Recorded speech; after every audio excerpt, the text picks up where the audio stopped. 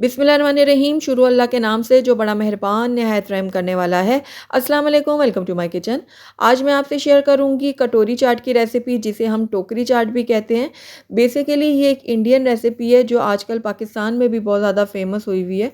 बहुत ही tasty, delicious और बहुत ही क्रिस्पी से ये बन के तैयार होती है। और देखने में भी ये कितनी टेम्पटिंग लग रही है, आप देख रहे हैं कितनी खूबसूरत लग रहा है देखने में भी। तो इसकी आवाज़ भी मैं आपको सुनाना चाहूँगी कि कितनी क्रिस्पी बनी है।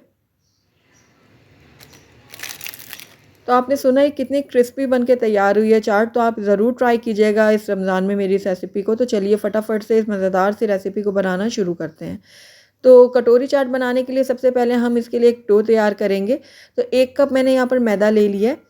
उसके बाद इसके अंदर मैं ऐड करूँगी 1 खाने का चम्मच भर के कॉर्नफ्लावर।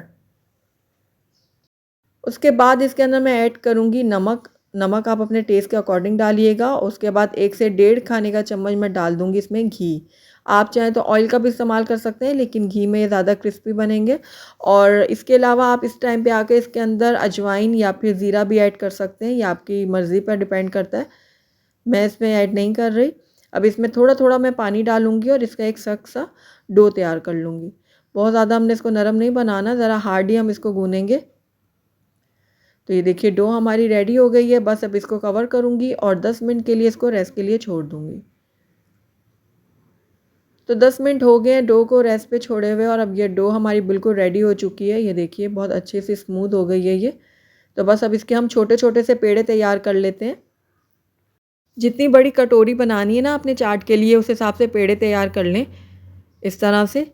तो बाकी के पेड़ों को भी मैं इसी तरह से रेडी कर लेती हूँ। तो सारे पेड़े मैंने रेडी कर लिए हैं। आइए अब इनकी हम कटोरियाँ तैयार करते हैं। तो यहाँ पर मैंने एक पेड़ा ले लिया, थोड़ा-सा मैदा लगा दिया इसके ऊपर। अब इसको मैं अच्छा-सा बेल लूँगी। तो ये देखिए इस तरह से हम इसकी एक पतली सी रोटी बेल लेंगे। बहुत ज़्यादा भी बारीक नहीं करना हमने इसको। उसके बाद यहाँ पर देखिए मैंने एक छोटी कटोरी ले लिया। अगर आपके पास ग्लास है तो आप वो ले लें, छोटा-सा बाउल है वो ले लें। और उसके बाद मैंने इसके ऊपर ऑयल लगा दिया था कटोरी के ऊपर। अब जो हमने रोटी बेली है ना, वो उसके ऊपर हम रख देंगे इस तरह से।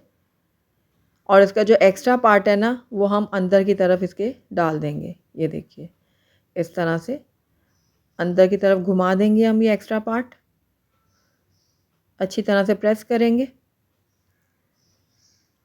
तो ये देखिए अब जो अंदर का जो हमारा एक्स्ट्रा पार्ट है ना, इसको अब हमने कट करना है। तो यहाँ पर मैंने छुरी ले ली और छुरी के उल्टे वाली जो साइड है ना, उसकी मदद से मैं इस तरह से प्रेस करती जाऊँगी। और जो अंदर हमने जो इसका डो का हिस्सा फोल्ड किया था ना, वो खुद ब खुद अलहदा होता जाएगा। ये देखिए इसको अब अलहदा रख देते हैं। और ये जो हमारी कटोरी है ना, ये रेडी हो गई है फ्राई होने के लिए। तो बस इसके ऊपर अब हम कांटे की मदद से थोड़ा सा प्रिक कर लेंगे। ये देखिए इस तरह से प्रिक हम इसलिए कर रहे हैं ताकि जब हम इसको फ्राई करें ना, तो फिर ये फूले ना। तो ये देखिए कटोरी जो है हमारी फ्राई होने के लिए रेडी हो गई है। आइए अब इसको हम फ्राई कर लेते हैं।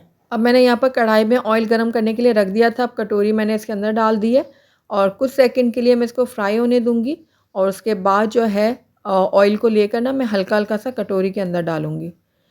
जब हम ऑयल को कटोरी के अंदर डालेंगे ना, तो ये जो हमारी स्टील की कटोरी है वो खुद ब खुद अलहदा हो जाएगी।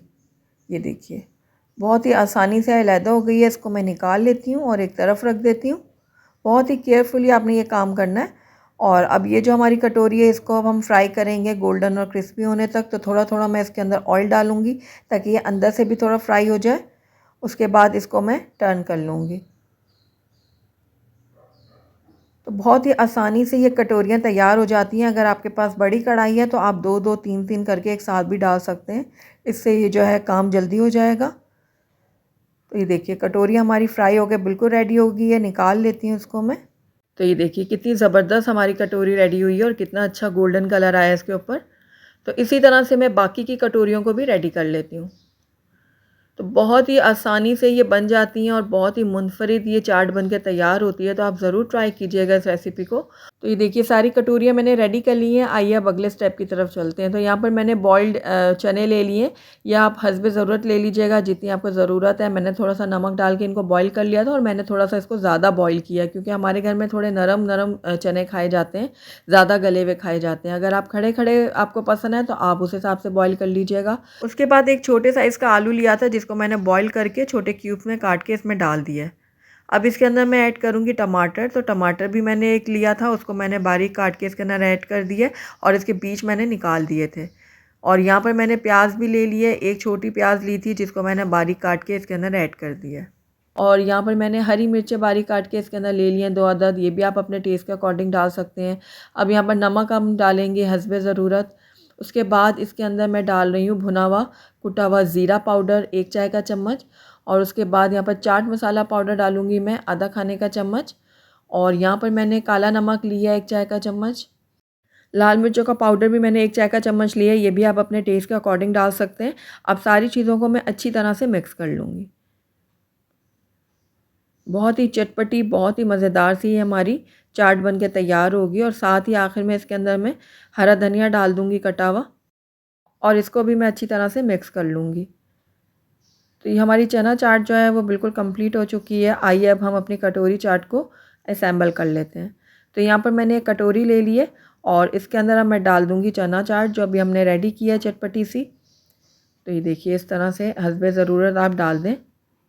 अच्छी तरह से डालेंगे तो ज़्यादा मज़ा आएगा खाने में। और उसके बाद इसके अंदर फेंटा हुआ दही मैं इसके अंदर ऐड कर रही हूँ। तकरीबन 3 से 4 खाने के चम्मच इसके अंदर ऐड करूँगी।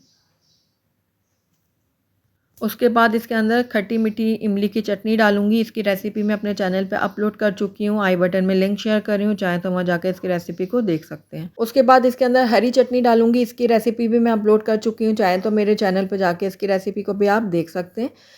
उसके बाद इसके अंदर मैं डालूँगी बारीक कटा हुआ प्याज, थोड़ा सा टमाटर डालूँगी बारीक कटा हुआ, चाट मसाला डालूँगी, थोड़ी सी लाल मिर्चें डालूँगी। और ये लीजिए ज़बरदस्त सी हमारी कटोरी चाट जो है वो बनकर रेडी हो गई है।